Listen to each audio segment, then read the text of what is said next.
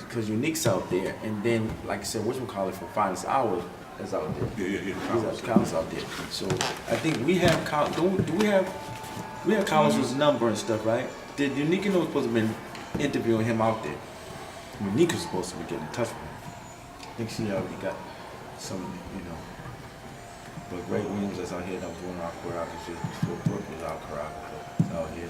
T-Vaughn. So then when I went away and I was doing my time, that's why I replaced him. I had T-Vaughn coming and replacing me inside the Superiors. You know, doing what they do. So I'm bringing everybody in. What's the big trap? Big Trap. Big Trap. That's what I call it. They call it T-Vaughn. They call it T-Vaun. Big Trap, yeah. Okay. So I brought him in. So when I was doing my time, I brought him on board. You know what I mean? And then I took a hiatus, man, and that's when I ended up developing. I ended up became the national director of Mountain Promotions.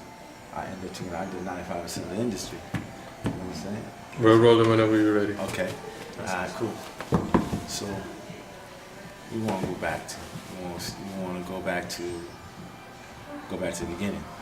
Talk about like, you know, how you got into it. How we got into and talk a lot about the feeling. The feelings. Okay. Yeah, how we got it. So basically, when I it was funny when I first started. I lived in Rugby Street Plaza. They call it Whittier Street Development. I remember it was my grandmother.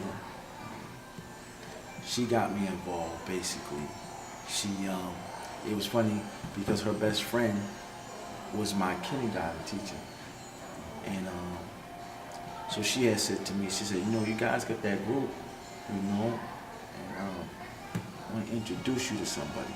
But before then, I was playing pots and pans in her house, you know what I mean? Playing on pots and pans, taking little pots and pans out the cabinet, right? Playing on it, drumming on it. Yeah, man, so it was cool. But then we used to rehearse. Me, my cousin Keith, Lee Dyers. At this time, Dwayne was with us. It's a few of us. So we had a group. And a kid by the name Greg Williams at the time. So he was doing the choreography for us back then. We all got together, it was in Rugby Street. We used to rehearse inside the hallways and shit. Give me one second. Back then.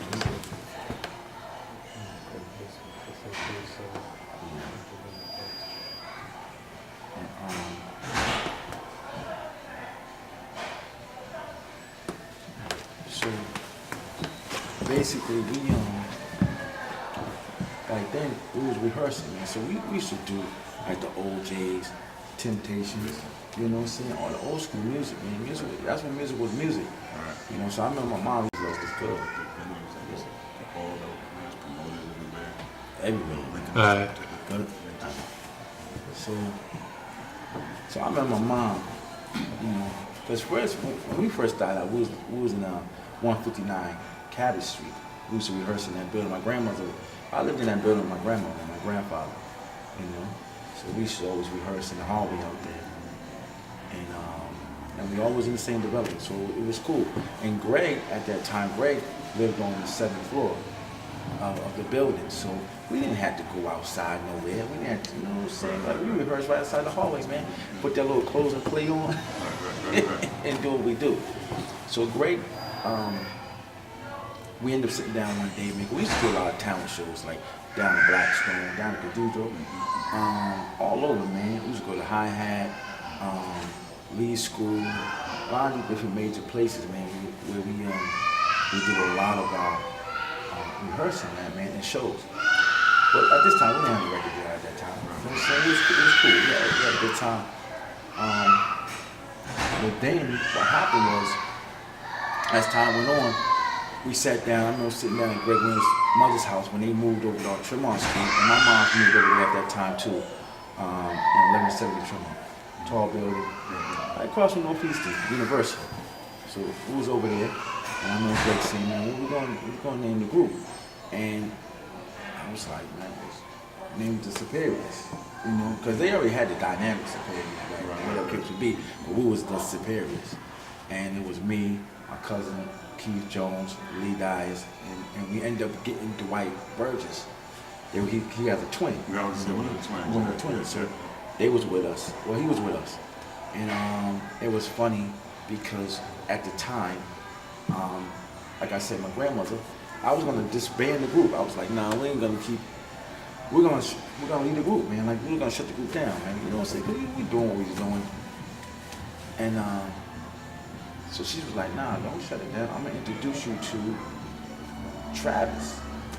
Like, who the fuck is Travis? Right? You know what I mean?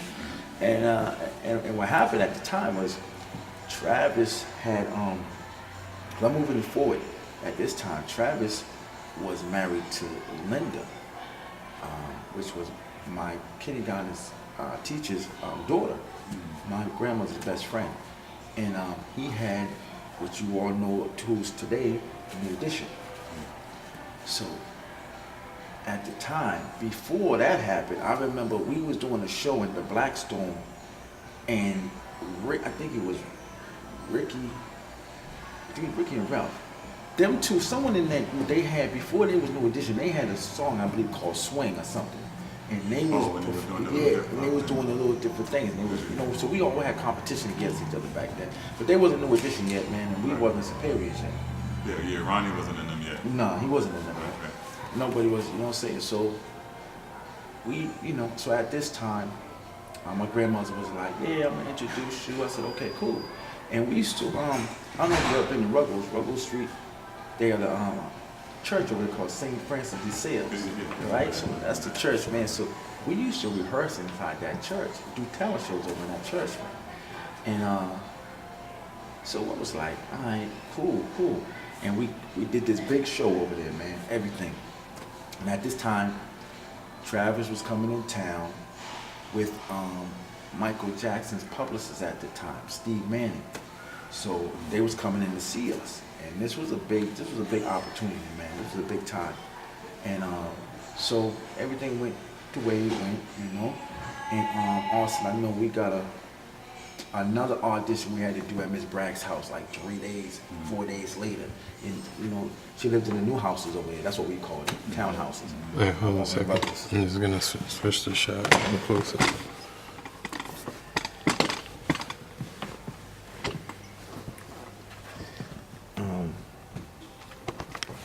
Give me 1 second. Okay.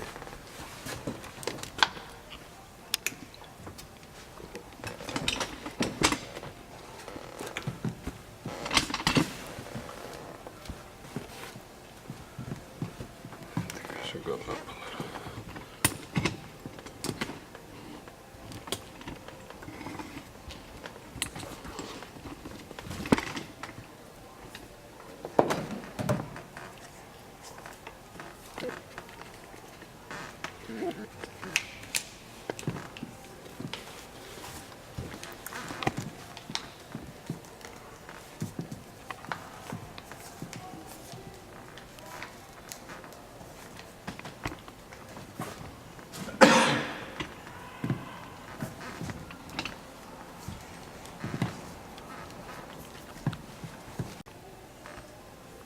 Good.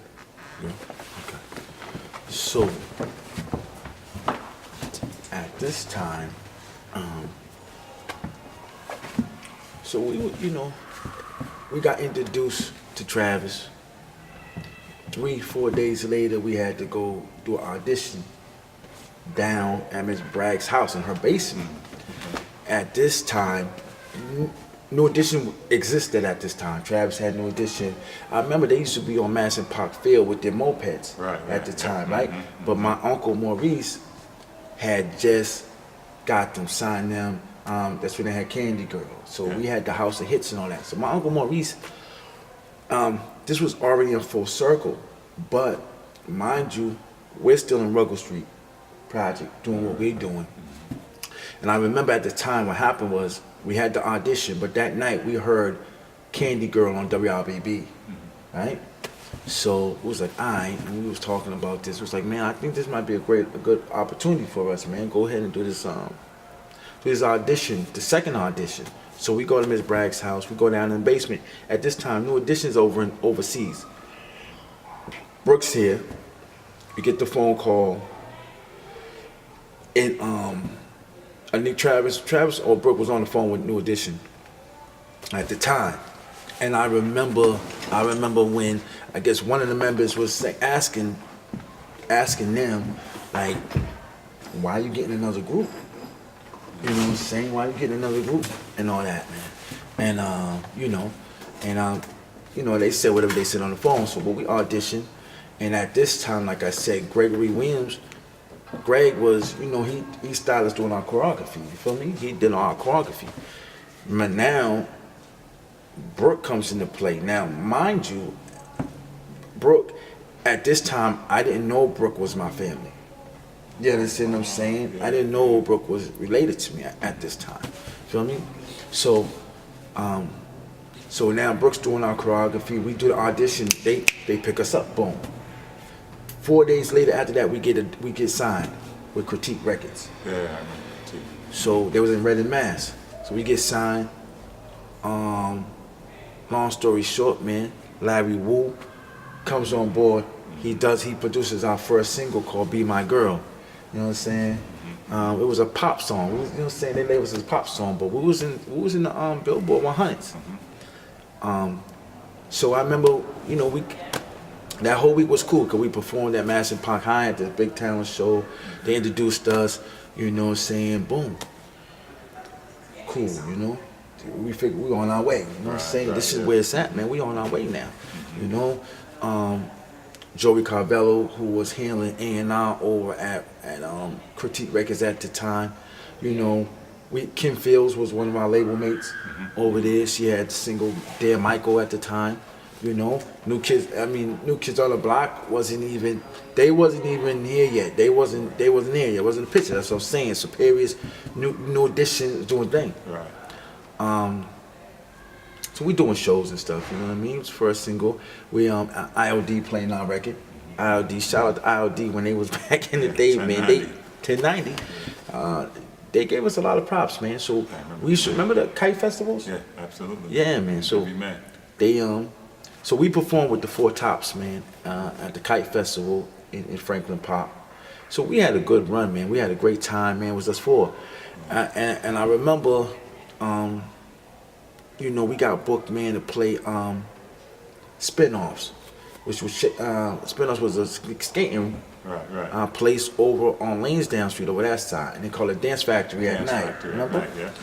And they had the Metro over there too. So we had IOD did a big show for us, man, and it was funny because the line was around the corner down the street.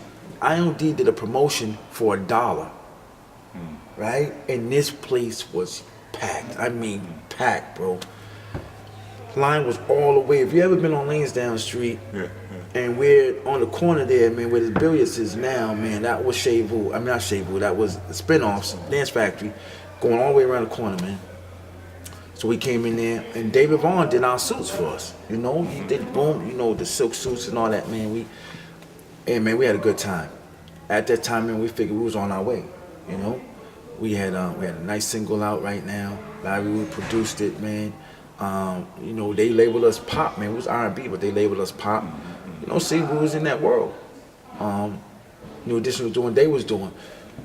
From there, man, we took it to another height. And like at any time, everybody wants to have fun.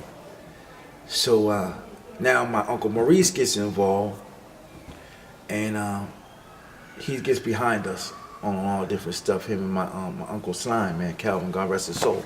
Oh, okay. So you remember they're the Johnson Crew, you know what I mean?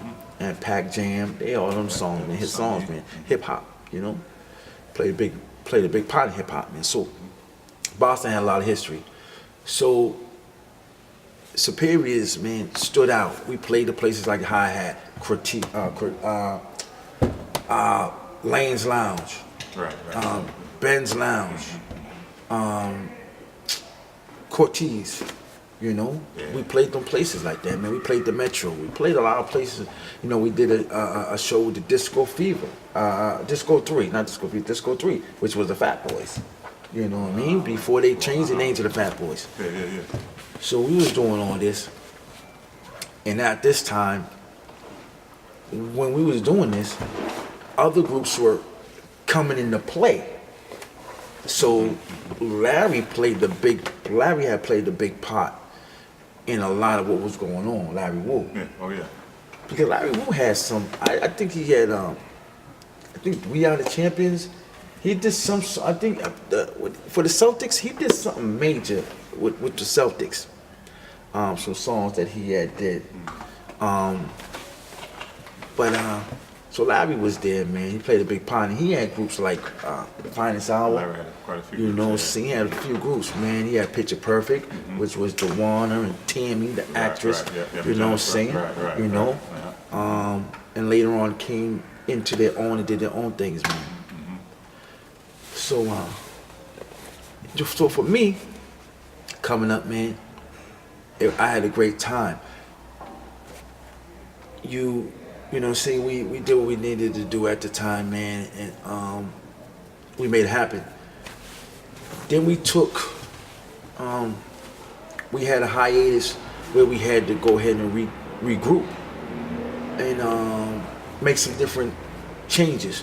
At this time, my cousin Keith, who was in the Superiors at the time when we did Be My Girl, after the show that we did at whatchamacallit, over there at Spinoffs, he said to me, he pulled me aside, he said, yo, cuz, yo, man, I don't want to do this no more. And I was like, why? And he was like, man, I want to go in the military. So my cousin left, man, he left, you know. He went in the military, man, he took off. And he made a career out of it, man. Yo, salute to my cousin, man. Yo, he was one of the original Superiors. He a sheriff now, man, in Atlanta. You know what I'm saying? But he made a career out of it, man. You know what I'm saying? Yeah. In matter of fact, he was the bass. He was the bass of the group, man. You know what I'm saying? He had that bass. And you know, we had a great time. Is that when the sound changed then, right? The sound changed. The sound changed because we from there we moved on. So like I said, we took a hiatus, and then we went from 4-man group to a 5-man group. So that's when we brought on board, we brought Dalen on, AKA Hector, who lived in our project in Ruggles. And we brought Jimmy on board, and Jimmy was from Orchard Park, where New Edition was from. You know what I'm saying? So now we became a 5-man group. But before we came the 5-man group, we had already did our single, Be My Girl. Not Be My Girl, Step by Step. Yeah. So what happened was, while we was taking this hiatus, because Travis Gresham, I was like his right hand. He took me everywhere he went to. So I met a lot of people in the industry through him. And then later on, Mr. Eddie Q introduced me to a lot of people, man, in the getting in the positions that I'm in today. But so Travis took us, man, and he took me, and he was making some deals, him and my uncle Maurice, and that's when we ended up getting signed to Motown. So when we signed to Motown, that's when we had the song Step by Step. You know what I'm saying? And the song, you know, it was everywhere, man. And so for the world that's out there nowadays, they know about New Kids on the Block doing Step by Step. See all that? Alright. Ready? So basically, we signed with Motown now. So we signed with Motown. And I remember Travis calling me because our attorney was Amo Ward at the time. And Amo had called Travis, and we had to go, because we used to record over on Boston Street. It was a recording studio over there. And we used to record over there, man. And I remember we got the call, and Dr. Funkenstein, everyone used to record over there. Yeah. You all used to be in the building, man. So at this time, like I said, we signed with Motown, and we get the song Step by Step, you know. So at this time, man, it's us. We doing our thing, man. And like I said, my uncle, I don't know if you all remember. Y'all remember? You remember the channel, the club, The club, the channel, yeah, that yeah, was that's downtown. downtown, yeah, Okay, yeah. so we're signed with Motown, and we do a show there at this time, right? And this is when we're a 5-man group. Like I said, before we was the 5-man group, we recorded step by step. Okay, when my cousin Keith was still in the group, so we recorded step by step on Boylston Street. We get signed with Motown. When we get signed with Motown, Keith leaves. We turn into a 5-man group. So remind you, all of my voices that are on there, it's me, Lee, Keith, and Dwight. But I wrote all the raps for the song, you know what I'm saying? So we got it, it's going. Now, mind you, at this time, Brooke, Travis is still over here. We doing our thing, step by step, it's making some noise. Brooke is in LA. Jason, they call him now, AKA Digi, if anyone knows Jason Anderson, because Brooke and him had a group too, with C. Andy, Eric, all them. So all them in LA. I'm over here on the East Coast. I fly over to the West Coast, and now I'm living with Brooke. So it's me, Brooke, C. Andy, all of us are over there, man. You know what I'm saying? Diggy, Digi, all of us, man. We over there. So now at this time, New Edition's living in LA. They're over there and they rehearsing every day. You know what I'm saying, for what they do, and that's when they end up putting Johnny Gill in the group. But at this time, Superiors, we're doing what we need to do, and I get a phone call in just saying that our record was actually, I'm telling them, I'm on the phone with them, I'm telling them, man, listen, man, our record's blowing up over here on the West Coast, man. It's on Dance Connection, the whole nine. Dance Connection is another version of Soul Train. Right. That was back then. You know what I'm saying?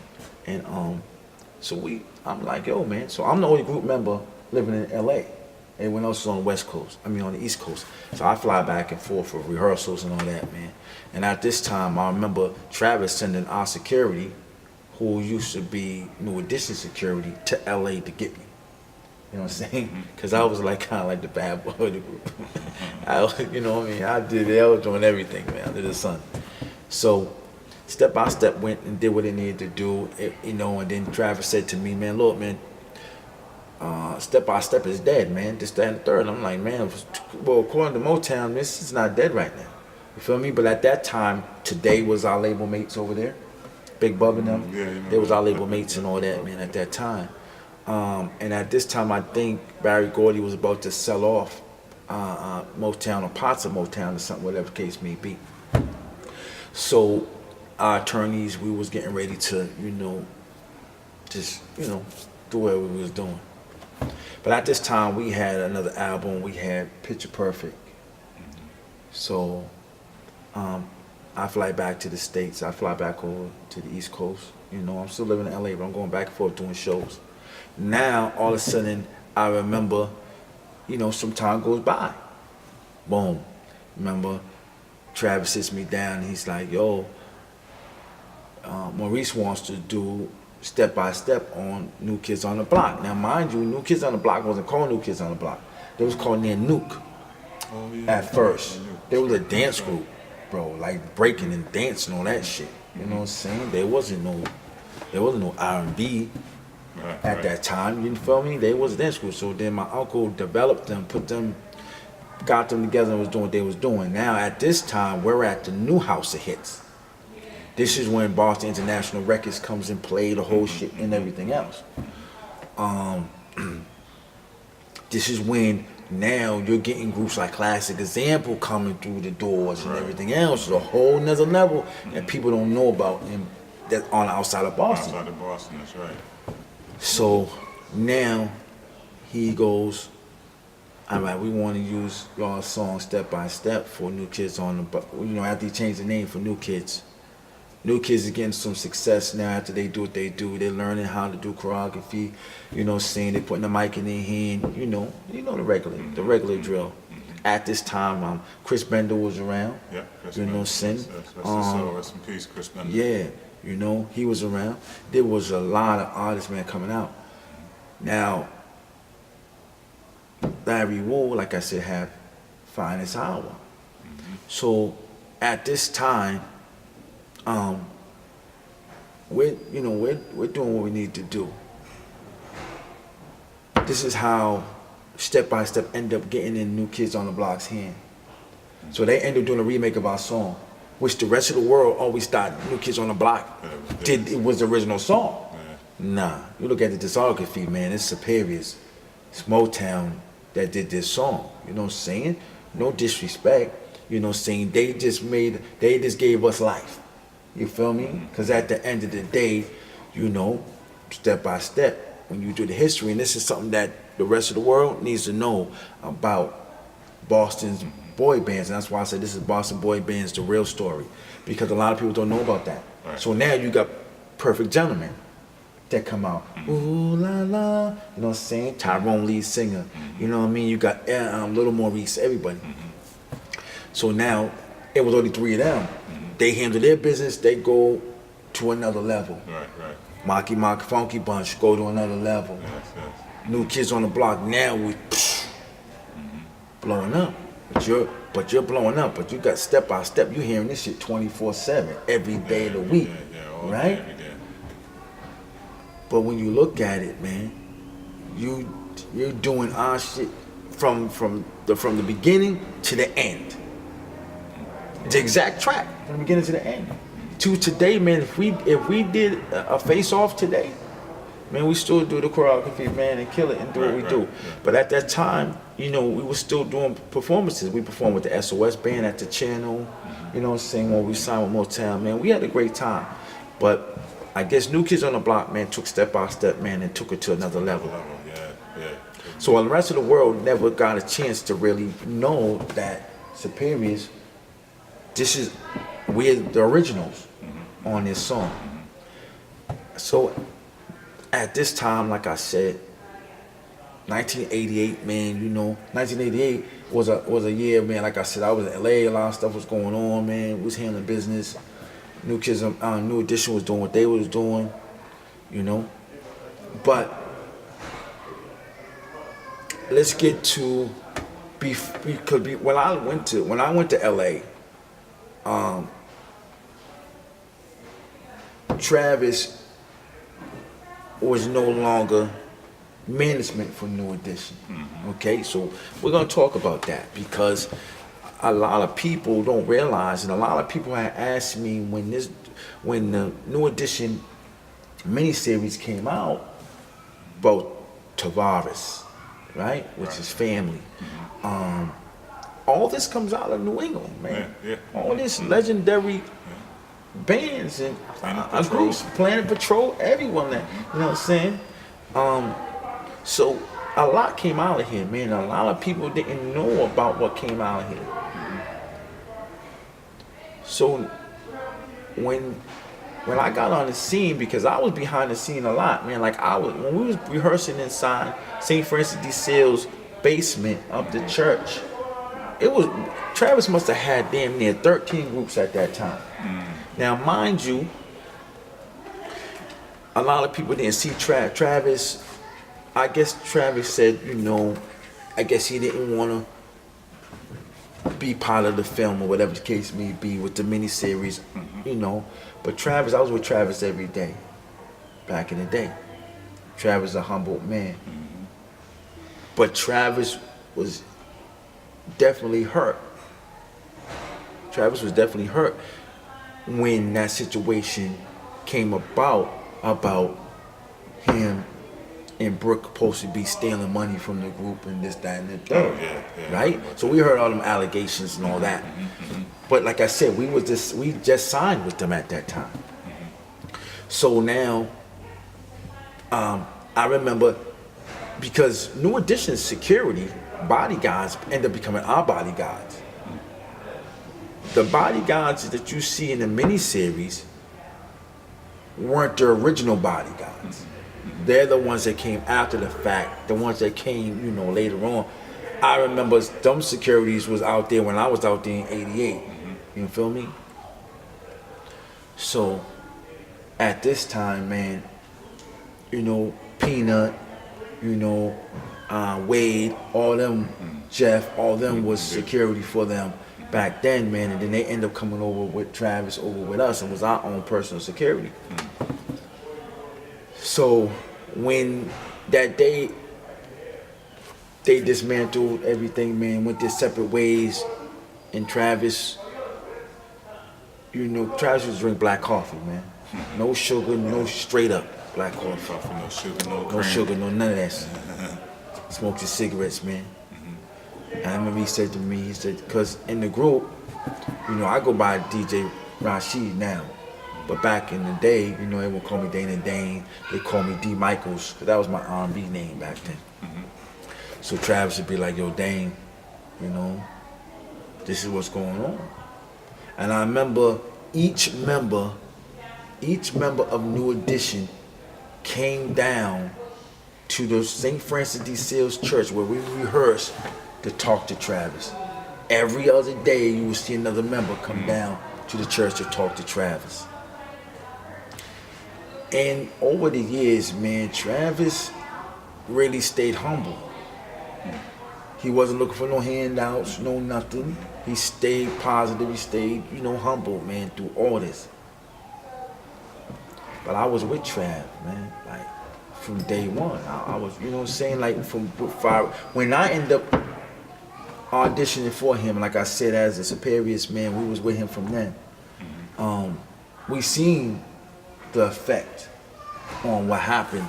You know what I'm saying? Because that affected him, man. That affected him. But what it did, it just made his craft better. It just made Travis Gresham's craft better. Because anything Travis touched, man, was plentiful. You feel me? But you know the politics of the industry. So at this time, like I said, Superior is a household name, man. Like, we really doing what we doing. But what happened was cock blocking. You feel what I'm saying? So we had a lot of shit that was going on. New Kids on the Block did what they did. You had Classic Example come in. They was on the South Central soundtrack. They did what they needed to do. But you never was hearing these names, man, on the outside of Massachusetts. Right. Outside of the other cities. Outside of the region. You feel me? So my thing was, it was like Travis played a big role. Brooke stayed on board with New Edition. When we lived in LA, Brooke was studio choreographer. You know what I'm saying? He played the big pot. We'd be at the dance studio, you know, singing, he'd be rehearsing, putting the choreography together. You know, same Brooke, you know, that's, you know, people call him Uncle Brooke now. You know, he played a major part. Him and Travis did what they needed to do. They always was cool, you know what I'm saying? Brooke would fly in from the West Coast, man, and do choreography. Brooke would teach me and Lee the choreography, man, and then we teach everybody else, man, to keep it going. But it was a sad, it was definitely not a sad day. I think more a disappointed day for Trav when all that happened and for them allegations to be even thrown at him in Brooklyn like that. But Travis played a major part, major role in New Edition's life. Point blank, period, you know. Then you had, like I said, Perfect Gentlemen. They went to their height, right? Then you had groups like Maki. Then you had Maki Mock. Funky Bunch. Yeah. So these guys went to a whole nother level, man, because, you know, Maki turned around, he posing for, you know, Calvin Klein, this, that, and the third, man. He in the gym, whatever case may be, right? Boom. At the end of the day, man, when New Kids on the Block came through, whatever case may be, they couldn't dance. No, not at all. They couldn't sing, none of that. You feel me? Brooke came on board, man, did choreography for them, man, showed them on it. If you look at all of us artists, man, you look at the choreography coming out of Boston, it's the same from the same choreographers, man, that made it happen, right? So at the end of the day, them dudes, they developed that later on. You know what I'm saying? They didn't, you know, it wasn't no A1 sauce. It was the color of their skin that got them to where they needed to get to, and that's just real, right? That's just real shit. You feel me? And what happened with us, man, because I'm from the street. You know what I'm saying? 100. Like, I wasn't the type of dude, I wasn't into all that autograph shit, all that, man, bodyguards. I was like, nigga, I am my bodyguard. I was, Right. You know, I was on the road on tour with, you know, them things. You know what I'm saying? Like, I was from the hood. So then what happened was, you got to a point where Superior Set took another change. You know what I'm saying? Because now Superior started getting cock blocked from where they need to be on tour and different stuff, man. Because now we getting into situations where, because we all know the industry, there's a lot of gay, it's a lot of, you know, there's a lot of gays in the industry, right? There's a lot of that type of shit that goes on in the industry. So we got to a point where certain things didn't happen for Superiors because niggas keep it real. Like, I don't give who you are, what part of position that you play at whatever label, whatever it is. Niggas ain't going out like that. Right. We don't care if you like who's light skinned or whatever the case may be. However, we're going to, this is real shit. It's 100. You know what I mean? And I feel that because we kept it 100 and we didn't let it go that way, Superiors didn't get to the height where it needed to. Right. You feel me? Because we had the best choreographers. We nailed the choreography to today, down pat, anything, right? So I think the politics played a big part, man, when it came to your sexuality in this business. Because we weren't having it. We wasn't going for it. Right. Like, motherfucking niggas were not gonna play them games, nigga. Nah, we're not doing that.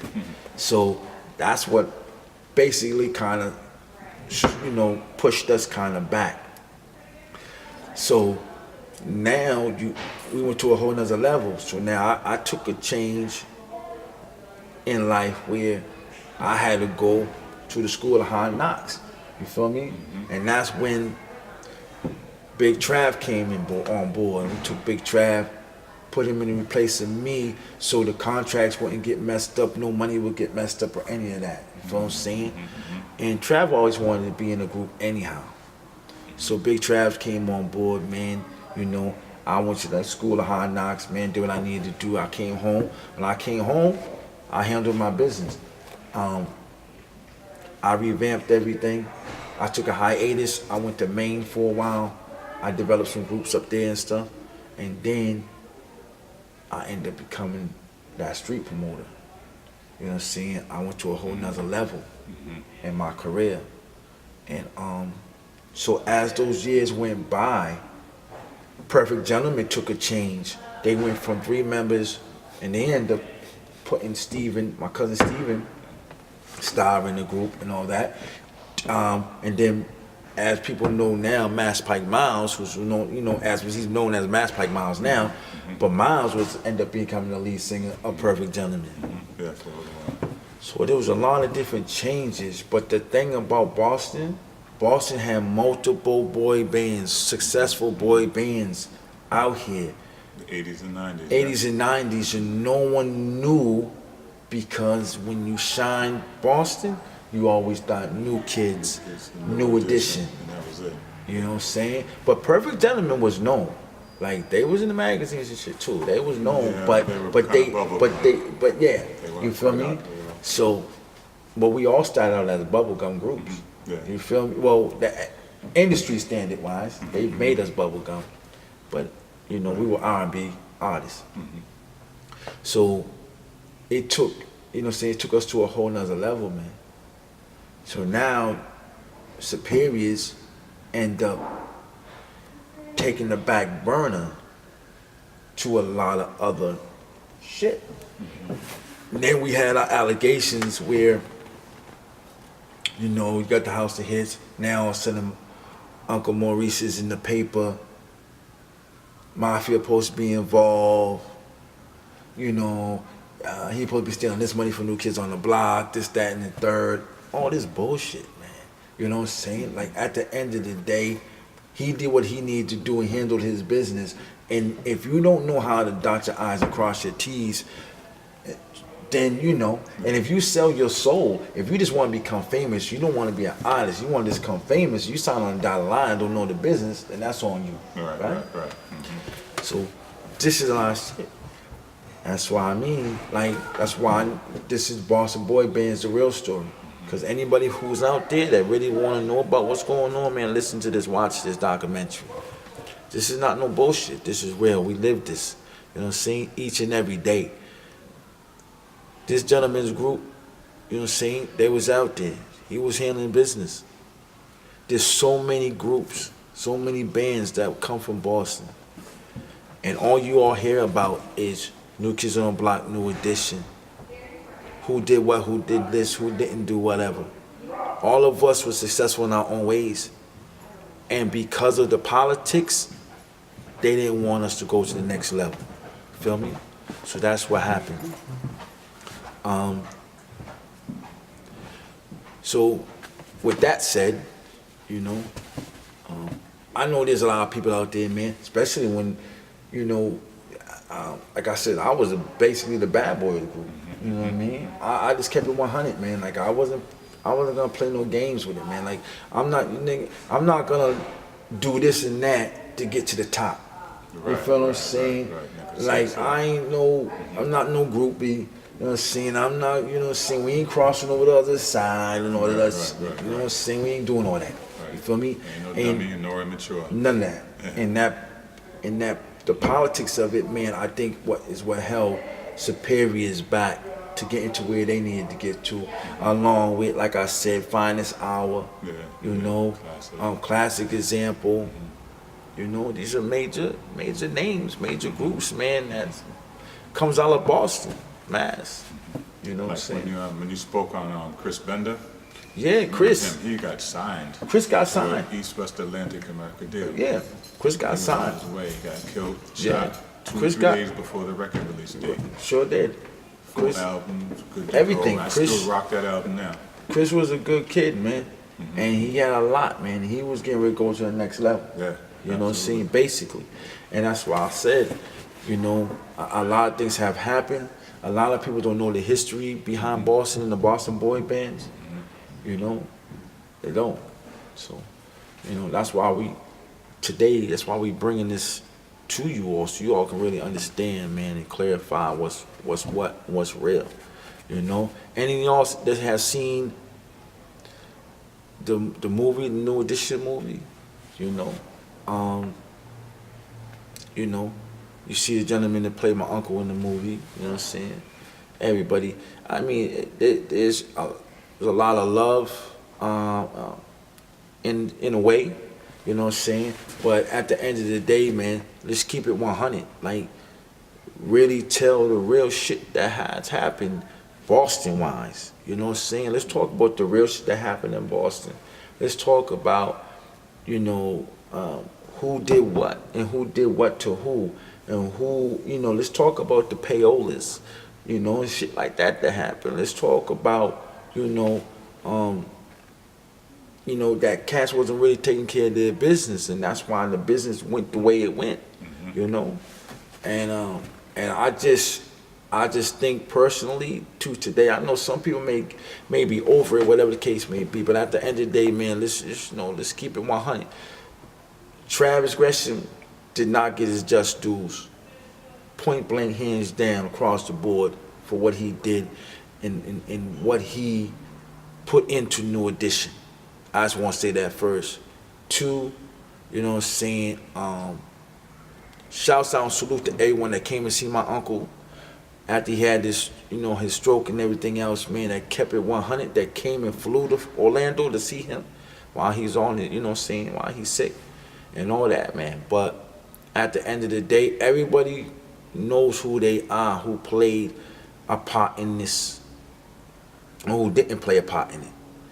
And for all that alleged stuff that happened out there, my Uncle Maurice, man, he ain't no crook. He ain't robbed nobody.